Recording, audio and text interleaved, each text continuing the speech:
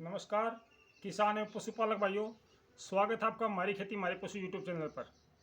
और आज हम आपको जो जानकारी साझा करेंगे आपसे वो है गोबर गैस प्लांट या बायोगैस प्लांट की संपूर्ण जानकारी और सटीक जानकारी। बहुत से किसान भाई ऐसे हैं जिनको पता ही नहीं है कि हमें कितना सामान लाना है, कितने क्या लगेगा, कैसे बनेगा, कितनी सब्सिडी आएगी। आज हम पूरी जानकारी आपको देंगे इस वीडियो के माध्यम से। मेरी सभी भाइयों से प्रार्थना है कि जिन्होंने अभी तक हमारे चैनल को सब्सक्राइब नहीं किया है कृपया वो सब्सक्राइब कर लें, क्योंकि हम समय समय पर आपके लिए बहुत अच्छी जानकारी लेकर आएंगे और ये जानकारी कहीं ना कहीं आपको काम आएंगी। दूसरा, मैं किसान भाइयों से एक प्रार्थना और करना चाहता हूँ कि इस वीडियो को, जितनी भी मेरी वीडियो आती है चैनल को, आप शेयर ज़रूर करें, क्योंकि मैं सब किसान भाइयों तक नहीं पहुँच सकता, लेकिन मैं इतनी मेहनत कर सकता हूँ कि आपके लिए आधा घंटा, घंटा, 2 घंटे निकाल के एक वीडियो बनाऊं, उसकी जानकारी एकत्रित करूं। थोड़ी सी आपकी भी जिम्मेदारी बनती है, नैतिक जिम्मेदारी है कि आप अपने जो भी व्हाट्सएप ग्रुप हैं या आपका फेसबुक है या आपका इंस्टाग्राम है, जिस भी चैनल से आप जुड़े हैं, आप उस पर इसको शेयर करें, ताकि हर किसान तक, हर गरीब तक, हर आम आदमी तक ये जानकारी पहुँचे। कहीं ना कहीं उसको भी जागरूक होने की आवश्यकता है और उसको भी जागरूक करने की जिम्मेदारी आप सबकी है। अब मैं आज जो अपना विषय है उसकी बात करूंगा, गोबर गैस प्लांट। जैसा कि आप जानते हैं, दिन प्रतिदिन आज रसोई गैस की कीमतें आसमान को छू रही हैं और इसका गरीब आदमी पर बहुत ज़्यादा असर पड़ता है। मध्यम वर्ग इसको झेलने में सक्षम नहीं है। कहीं बच्चों की पढ़ाई है, कहीं बिजली का बिल है, कहीं फ़ोन का बिल है, कहीं पानी का बिल है और साथ में रसोई गैस की भी कीमत है। तो हम जहाँ से बच सकते हैं उसकी हम क्यों ना कोशिश करें। देखिए, पढ़ाई का खर्चा बच्चों का है, वो हमारे से बाहर है, वो तो हमें देना पड़ेगा। मोबाइल है, हम छोटा रिचार्ज करा सकते हैं, इससे ज़्यादा कुछ नहीं कर सकते। दूसरा, पानी का बिल है वो देना पड़ेगा और जो बिजली का बिल है वो देना पड़ेगा। हम बचत करते हैं फिर भी हमें बिल पे करना पड़ेगा। लेकिन रसोई गैस का विकल्प हमारे पास है। प्राकृतिक गैस की बजाय कृत्रिम गैस का प्रयोग हम करें। एक बार आपने बायोगैस प्लांट लगा लिया तो आपको 15-20 साल तक उसको देखने की जरूरत नहीं है और बहुत अच्छा चलता है। मेरे पास बायोगैस प्लांट है, मैंने चला रखा है, अभी भी चल रहा है, पिछले 8-7 सालों से मेरे पास लगा हुआ है। तो आज मैं उसके बारे में पूरी जानकारी आपको दूंगा। सबसे पहली बात मैं आपको बताना चाहता हूँ कि अगर आपके घर के आसपास जगह है बायोगैस प्लांट लगाने की, तो आप अपने घर के आसपास ही बायोगैस प्लांट लगाएं। जिसके पास जगह है वही लगा सकता है, और तो लगा ही नहीं सकता, इसको तो आप भी समझते हैं। इसके लिए कितनी जगह चाहिए? इसके लिए 15 फीट चौड़ी और 25 फीट लंबी जगह की जरूरत होती है। ज़्यादा लंबा चौड़ा मामला नहीं है। जो सैलरी बाहर निकलती है आप उसको साथ साथ उठा के खेत में भी डाल सकते हो, उसके उपले बनाने में भी प्रयोग ले सकते हो, उसको आप केचुआ यूनिट में भी डाल सकते हो। अगर आपके खेतों में आवारा पशु आते हैं तो आप अपने खेतों पर छिड़काव कर सकते हो सैलरी का, पोषक तत्व भी मिलेंगे और आवारा पशुओं से छुटकारा भी मिलेगा। बहुत ज़्यादा काम की चीज़ है हमारे लिए ये गोबर गैस प्लांट। ये जगह काफ़ी है, 15 फीट चौड़ी, 25 फीट लंबी, उसमें आपका बायोगैस प्लांट आराम से लग जाएगा।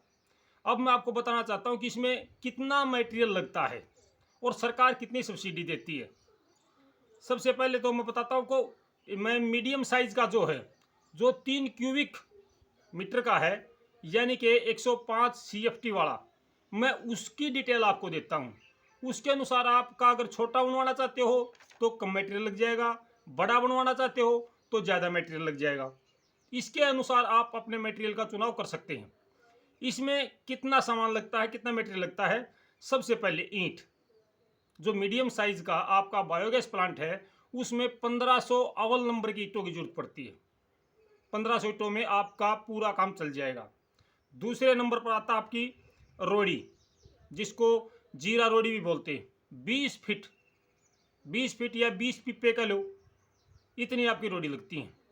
फिर आपकी सीमेंट 12 से 13 कट्टे सीमेंट के लगते हैं। इसमें 12 से 13 कट्टे सीमेंट के लगते हैं और इसके अंदर लगभग 60 फीट क्रेशर, जो आपका लीला क्रेशर होता है बढ़िया क्वालिटी का, 60 फीट क्रेशर लगता है।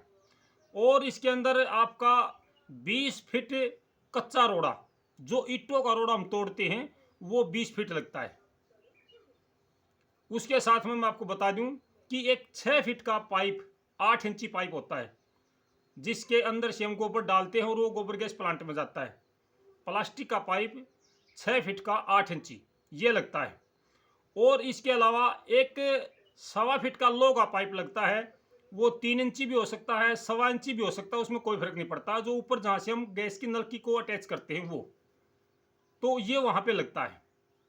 इसके अलावा 1 से 1.5 लीटर आपका काला पेंट लगता है, अंदर से पेंट करते इसको, ताकि उष्मा को ज़्यादा अवशोषित करे और गैस सुचारू रूप से काम करती रहे। अब बात करते हैं मिस्त्री की कितनी लेबर लगती है, कितने दिन में ये तैयार हो जाता है। मिस्त्री की लेबर इसमें लगभग 5,000 रुपये लगती है और इसको तैयार होने का जो समय है वो 5 से 6 दिन में तैयार हो जाता है। 5 से 6 दिन में ये इसको तैयार करवा सकती हैं। इसका सबसे बढ़िया समय होता है तैयार करवाने का सर्दियों में। अगर गर्मी के मौसम में हम तैयार करवाते हैं तो इसमें कहीं ना कहीं दरार आ जाती है, कहीं ना कहीं सुराख रह जाता है, जिससे हमारी गैस लीक हो जाती है। इस समय इसका कोई फ़ायदा नहीं है। आप इस समय अगर बनवाना का कोई प्रोग्राम बना रहे हैं तो भी अपना बनवाएं, क्योंकि इसको आप दिसंबर, जनवरी, फरवरी तक ही बनवाएं। 15 नवंबर से पीछे पीछे आप इसकी शुरुआत करें और 15 फरवरी से पहले पहले इसको निपटा लें। एक बार बनवाने के बाद इसको आप सूखने दें 15 दिन, 20 दिन। जब ये अच्छी प्रकार से सूख जाए तो उसमें आप फटाफट गोबर भर दें। गोबर डालने में आप देर ना करें। ऐसा नहीं है कि आप 1 महीने तक इसके अंदर गोबर डालते जाएंगे। इसको कोशिश करें 2 या 3 दिन में ही एक बार इसको भर दें, क्योंकि अगर आपने इसमें गोबर डालने में देर कर दी या ढिलाई से गोबर डालते हो, धीरे धीरे गोबर डालते हो, तो गोबर की जो गोबर गैस प्लांट में हमने गोबर डाला है उसके ऊपर एक लेयर बन जाती है, एक परत बन जाती है। आगे चल के वो आपकी गैस की जो प्रोडक्शन है उसके अंदर बाधा बन जाती है। अब हम आपको बताते हैं कि इस पर सब्सिडी कितनी है। हरियाणा सरकार इस पे 14,000 रुपये सब्सिडी देती है आपको। अगर आप इसमें साथ में शौचालय को कनेक्ट करते हैं तो ये सब्सिडी बढ़ जाती है। दूसरा, अगर कोई SC कैटेगरी से आता है, शेड्यूल कास्ट से, तो उसके लिए 22,000 सब्सिडी है। अब मेरे ख्याल से ये लगभग जो आपका खर्चा है वो आपका 30-32 हज़ार के आसपास बनता है। और उसमें से आपको 14,000 रुपये सरकार नगद चेक देगी, वो आपके ADC ऑफिस से आएगा। और जो भी आपको ये बनवाएगा, आपका ADO बनवाता है, कृषि अधिकारी बनवाता है, या इसका स्पेशल भी एक डिपार्टमेंट होता है जिसमें AA होता है, आपके कृषि विभाग के अंदर ही ये उपलब्ध होता है। आप कृषि अधिकारियों से मिलके इसके बारे में बात कर सकते हैं, वो आपका मार्गदर्शन करेंगे। उसके बाद जो मिस्त्री होता है, इसका इंजीनियर होता है, वो आपके जगह को देख के जाएगा और आपको दिशा निर्देश देगा कि आप इतना गहरा गड्ढा खोदिए, इस टाइप से खोदिए। उसके बाद में आपका काम शुरू हो जाता है। और जब आपकी गैस बननी शुरू हो जाएगी तो वो आपके फ़ोटो उतार के ले जाएंगे और आपको चेक दे जाएंगे। तो आज के लिए मैं इतना ही कहना चाहता था किसान भाइयों कि बहुत अच्छी चीज़ है। सबसे बढ़िया बात बताता हूँ आपको, इससे बच्चे सेफ रहते हैं।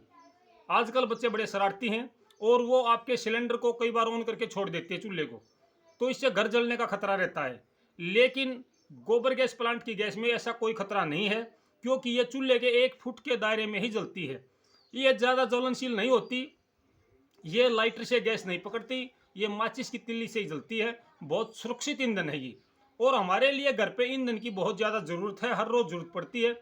एक जो छोटा परिवार है जिसमें 2-4 बच्चे हैं या 5 आदमी, 6 आदमी तक का जो परिवार है, उसका काम आराम से चल जाता है। आप इससे बचत कर सकते हैं, जिससे कि आपका सिलेंडर कम लगे, साल में 1 या 2 सिलेंडर में काम चल जाए, या सिलेंडर की ज़रूरत ही ना पड़े। आपकी इच्छा अनुसार, आपकी गोबर की मात्रा अनुसार आप इसका साइज़ बड़ा भी करवा सकते हैं, जिससे आपकी 24 घंटे गैस चलती रहेगी। इसके अंदर जो गोबर की जरूरत पड़ती है वो लगभग 40 से 50 किलो गोबर, ताज़ा शुद्ध गोबर डेली का आप इसमें डाल सकते हैं और इसमें कोई दिक्कत नहीं आती है। इसमें सबसे सावधानी रखने वाली बात यह आती है कि जो गोबर हम डालेंगे उस गोबर के अंदर मिट्टी बिल्कुल भी नहीं जानी चाहिए, क्योंकि अगर मिट्टी जाएगी तो वो धीरे धीरे इसके अंदर जमा हो जाएगी और वो आपके गोबर के स्थान को घेर लेगी। आपका गोबर फिर सीधा बाहर निकलना शुरू हो जाएगा और आपकी गैस नहीं बनेगी। अगर किसी किसान भाई को गोबर गैस प्लांट से संबंधित कोई समस्या है तो वो कमेंट बॉक्स में लिखे, हम उनकी समस्या का समाधान करवाने की पूरी कोशिश करेंगे। आपने इतना समय दिया, इसके लिए आपका बहुत बहुत धन्यवाद किसान भाइयों। नमस्कार।